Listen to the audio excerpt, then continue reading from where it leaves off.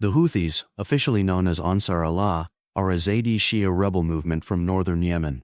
They originated as a religious political group in the 1990s, frustrated by Yemen's corruption, poverty, and Saudi influence. Between 2004 and 2010, the Houthis fought multiple wars against the Yemeni government. In 2014, they took advantage of political instability and seized the capital, Sana'a, eventually forcing the international recognized government to flee. In 2015, a Saudi-led coalition, including the UAE and supported by the US and others, intervened militarily in Yemen to restore the ousted government, sparking the ongoing Yemen civil war. In response, a Saudi-led coalition, backed by the US, launched a bombing campaign against them in 2015. This sparked a brutal war that continues to this day, devastating Yemen with famine, disease, and over 300,000 deaths. But the Houthis didn't just survive, they got stronger. The Houthis receive military and political support from Iran, though the extent is debated. Iran provides weapons, training, and political backing.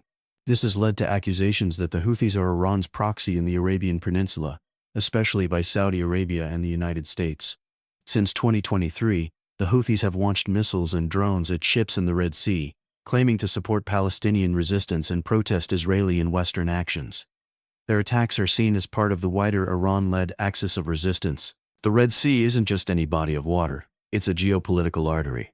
On one end lies the Suez Canal, Egypt's gateway to the Mediterranean. On the other, the Bab el-Mandeb Strait, just 20 kilometers wide, flanked by Djibouti and Eritrea to the west and Yemen to the east. This narrow passage is critical. Every year, over 10% of global trade, including oil, gas, grain, and consumer goods, flows through the Red Sea. That's billions of dollars worth of cargo, passing just a few miles from Houthi-held territory. At the southern tip of the Red Sea lies the Bab el-Mandeb Strait, only 20 miles wide. If you control this choke point, you can control or disrupt global trade. Guess who controls part of the coastline? The Houthis. And here's the key. The Houthis control Yemen's western coast, including areas overlooking this vital sea lane. They don't need a navy. From the cliffs and coastlines of Hodeidah and Taiz, they can launch drones, fire anti-ship missiles, and deploy suicide boats, all within striking distance of the world's trade. This gives the Houthis a weapon more powerful than tanks or jets. Leverage.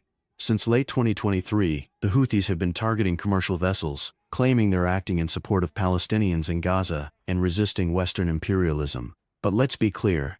Many of the ships they're hitting have no direct connection to Israel. So why attack?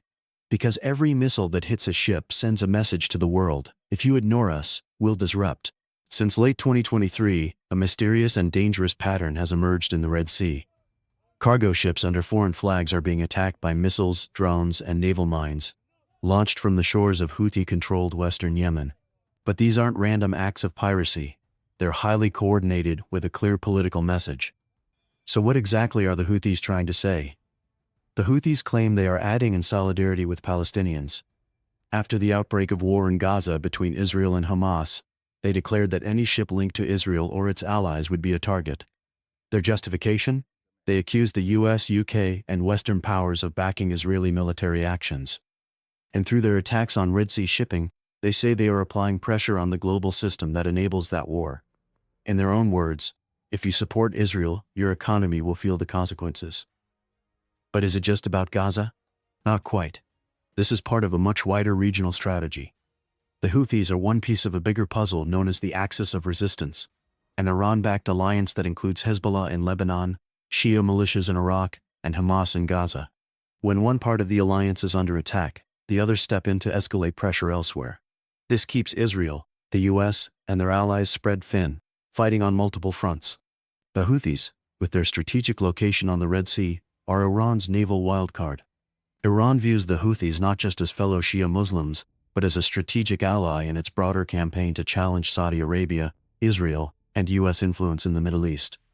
This alliance gives Iran something it desperately wants: a foothold on the Red Sea, a way to threaten maritime trade, pressure rivals, and stretch the battlefield far beyond its borders, without deploying a single Iranian soldier.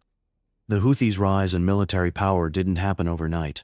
Iran has reportedly provided them with ballistic missile technology, drone blueprints, and parts, military training via Hezbollah and IRGC advisors, and sophisticated communications and propaganda tools.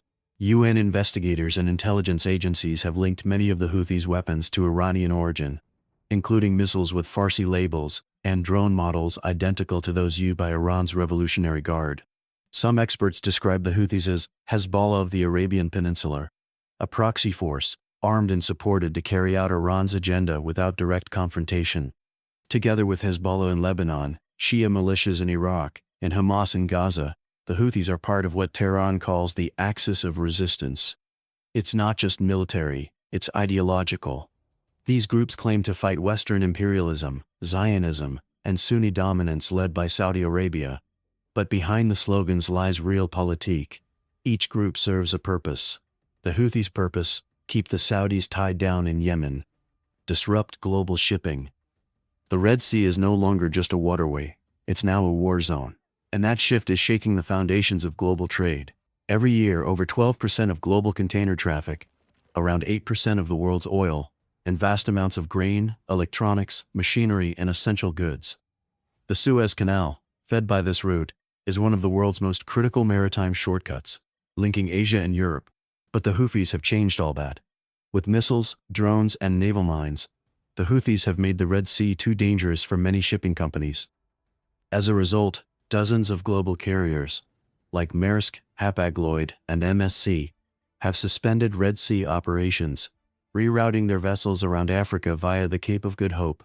That detour isn't just long, it's expensive. Higher prices for everyday goods, everywhere, whether it's electronics in Nairobi, clothing in Berlin, or fuel in Mumbai, you're paying more because of missiles fired from Yemen. Global supply chains are once again strained. Manufacturing schedules are disrupted.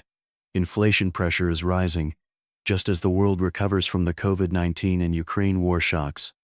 The Houthis have turned a regional fight into a global economic headache. And what makes it even more dangerous, it's unpredictable.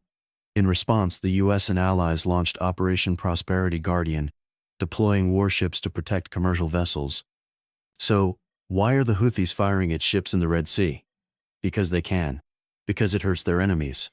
Because it puts them and their message on the world stage. This isn't just about Yemen.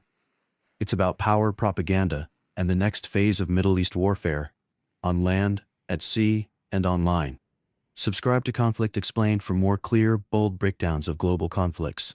Like, share, and comment. Do you think the Red Sea conflict will expand into a regional war?